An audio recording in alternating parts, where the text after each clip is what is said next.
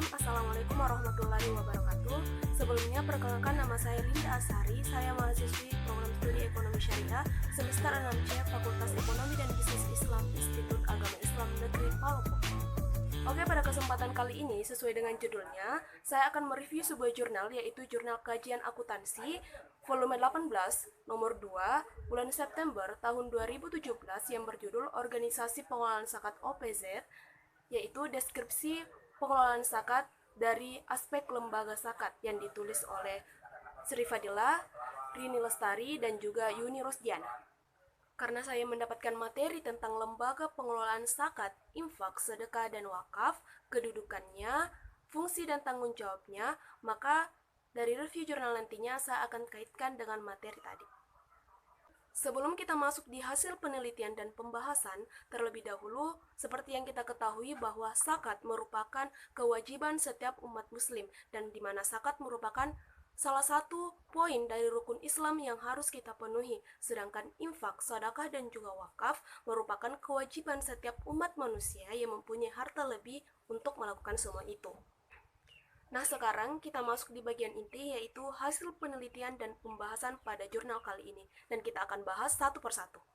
Organisasi Pengelolaan Zakat atau OPZ merupakan lembaga yang diberikan kewenangan atau ditunjuk oleh pemerintah untuk melakukan pengelolaan terhadap dana masyarakat.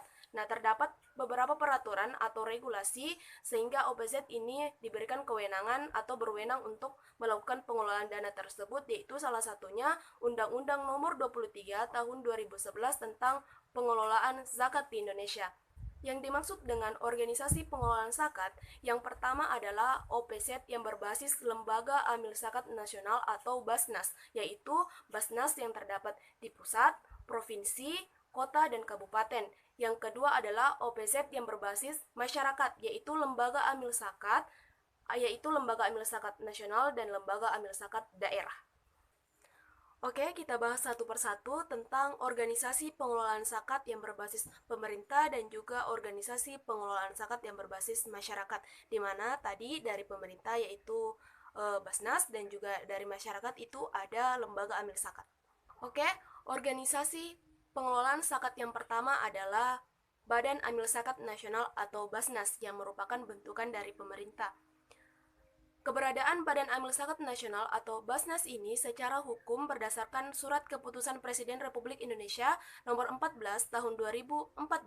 Nah, di mana Basnas ini didirikan karena memiliki tujuan, yaitu dalam rangka pengelolaan zakat yang lebih berdaya guna, berhasil, dan dapat dipertanggungjawabkan.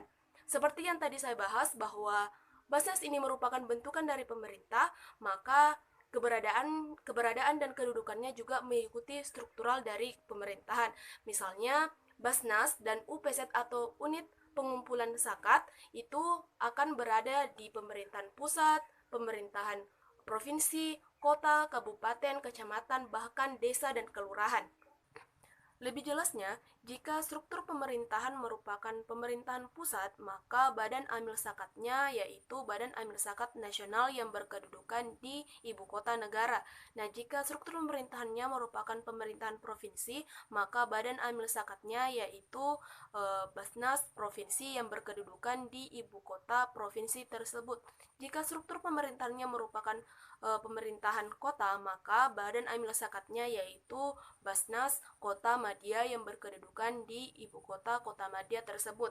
Jika struktur pemerintahannya merupakan pemerintahan kabupaten, maka Badan Amil Zakatnya yaitu Basnas Kabupaten yang berkedudukan di ibu kota kabupaten. Jika struktur pemerintahannya merupakan pemerintahan kecamatan, maka Badan Amil Zakatnya bukan lagi Basnas tapi disebut dengan UPZ atau Unit Pengelola Zakat, Unit Pengumpulan Zakat kecamatan yang berkedudukan di ibu kota kecamatan. Dan yang terakhir, jika struktur pemerintahannya merupakan pemerintahan desa atau kelurahan, maka Badan Amil Zakatnya yaitu Unit Pengumpulan Zakat desa atau kelurahan yang berkedudukan di ibu kota desa dan kelurahan tersebut. Oke, penjelasan selanjutnya mengenai Basnas dan Basnas tingkat provinsi, kota, dan kabupaten pada Undang-Undang Nomor 23 Tahun 2011.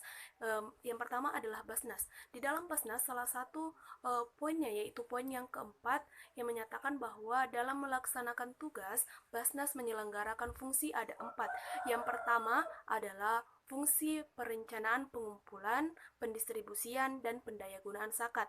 Yang kedua adalah fungsi pelaksanaan, pendistribusian, dan pendayagunaan zakat. Yang ketiga adalah fungsi pengendalian atau pengontrolan, pendistribusian, dan pendayagunaan zakat. Dan yang terakhir tentunya adalah fungsi pelaporan dan pertanggungjawaban pelaksanaan pengelolaan zakat.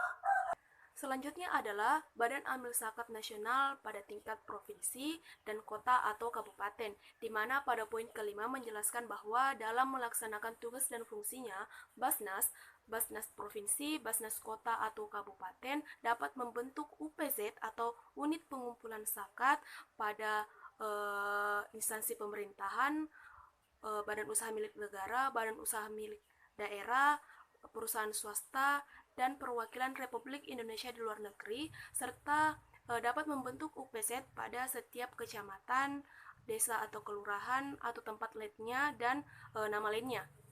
Organisasi selanjutnya adalah LAS atau Lembaga Amil Zakat.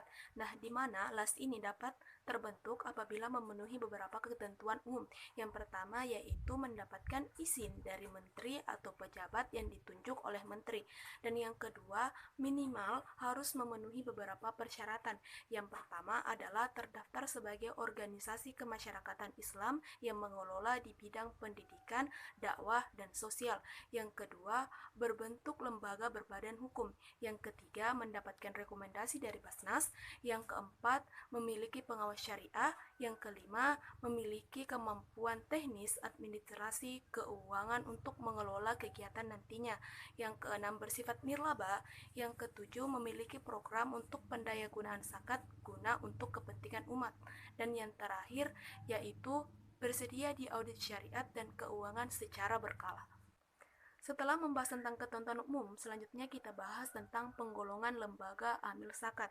Nah, di mana penggolongannya itu terdapat 4. Yang pertama itu adalah lembaga amil zakat yang berbasis masjid.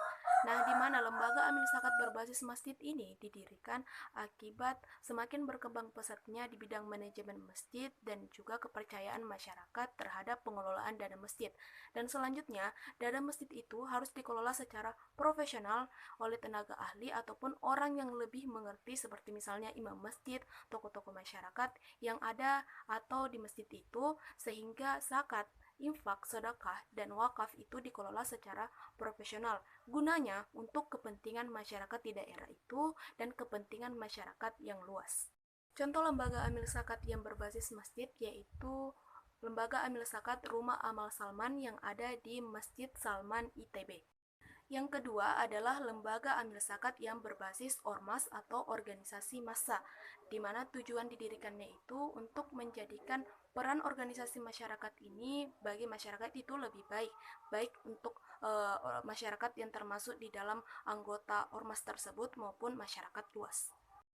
Contohnya adalah lembaga amil zakat NU yang dimiliki oleh organisasi massa NU. Selanjutnya yang ketiga adalah lembaga amil zakat yang berbasis perusahaan. Umumnya, pendirian lembaga amil zakat yang berbasis perusahaan ini merupakan salah satu program pertanggungjawaban sosial dari perusahaan tersebut. Contohnya, lembaga amil zakat Baitul Mal Muttaqin yang dimiliki oleh PT Telkom. Seperti misalnya lagi Baitul Mal Muamalah yang dimiliki oleh Bank Muamalat Indonesia dan lagi Baitul Mal Bank BRI Syariah. Selanjutnya yang terakhir yaitu lembaga amil zakat yang berbasis organisasi pengumpulan zakat atau OPZ. Nah, di mana tujuannya adalah supaya dana zakat, infak, sedekah, dan juga wakaf itu dikelola oleh tenaga profesional yang benar-benar paham tentang pengelolaannya dan juga pada siapa dana zakat, infak, sedekah, dan wakaf itu ditujukan. Contohnya yaitu Lembaga Amil Zakat Rumah Zakat Indonesia dan juga Lembaga Amil Zakat Dompet Duafa. Selanjutnya yang akan kita bahas tentang pengelolaan dana zakat oleh lembaga amil zakat di Indonesia. Yang pertama yang akan kita bahas yaitu mengenai struktur organisasi lembaga amil zakat itu. Nah, di mana struktur lembaga amil zakat itu tidak diatur oleh Kementerian Agama Republik Indonesia, tetapi ditentukan oleh masing-masing lembaga amil zakat yang tetap berpegang teguh kepada peraturan yang telah berlaku. Namun, struktur kepengurusannya itu tetap akan mengikuti perkembangan dan kebutuhan masyarakat yang dituju. Nah, di mana lembaga amil zakat itu akan melakukan riset dan pengamatan untuk kepentingan program kegiatannya nanti. Nah, gunanya prinsip tersebut agar lembaga amil zakat ini tidak hanya bekerja semata-mata untuk sebagai volunteer dan konvensional, tetapi benar-benar bekerja secara profesional sesuai dengan kebutuhan masyarakat. Nah, di mana manajemennya itu akan mengikuti manajemen yang bersifat modern seperti yang dilakukan oleh lembaga amil zakat Dompet Duafa. Selanjutnya adalah menghimpun dana zakat. Nah, di mana pada umumnya lembaga amil zakat ini menghimpun yaitu zakat, infak, dan sedekah atau ZIS. Nah, tapi juga di sini lembaga amil zakat akan menghimpun dana wakaf. Selanjutnya adalah pendistribusian dan pendayagunaan zakat. Nah, di mana pendistribusian dan pendayagunaan zakat ini diatur dalam Undang-Undang Nomor 23 Tahun 2011. Nah, di mana dana zakat ini digunakan untuk memenuhi kebutuhan hidup para mustahik. Nah, mustahik ini terdiri dari 8 asnaf, yaitu fakir, miskin, amil, mu'allaf, riqab, garim, sabilillah, dan ibnu sabil. Nah, di mana kegiatan besar yang digunakan dalam zakat ini yaitu secara konsumtif dan produktif. Seperti yang kita ketahui bahwa kegiatan konsumtif itu berjangka pendek dan sedangkan produktif itu bisa berjangka panjang atau menengah. Kesimpulan kita pada review jurnal kali ini. Yang pertama yaitu tentang undang-undang yang mengatur tentang zakat. Nah, di mana undang-undangnya yaitu Undang-Undang Nomor 23 Tahun 2011 tentang pengelolaan zakat dan Peraturan Pemerintah Nomor 14 tentang pelaksanaan Undang-Undang Nomor 23 Tahun 2011 tentang pengelolaan zakat. Kesimpulan yang kedua yaitu Organisasi Pengelolaan Zakat atau OPZ, yaitu Basnas atau Badan Amil Zakat Nasional dan LAS atau Lembaga Amil Zakat. Kesimpulan yang ketiga yaitu OPZ melaksanakan peran intermediasi zakat, yaitu penghimpun, penyalur, dan pendayagunaan zakat.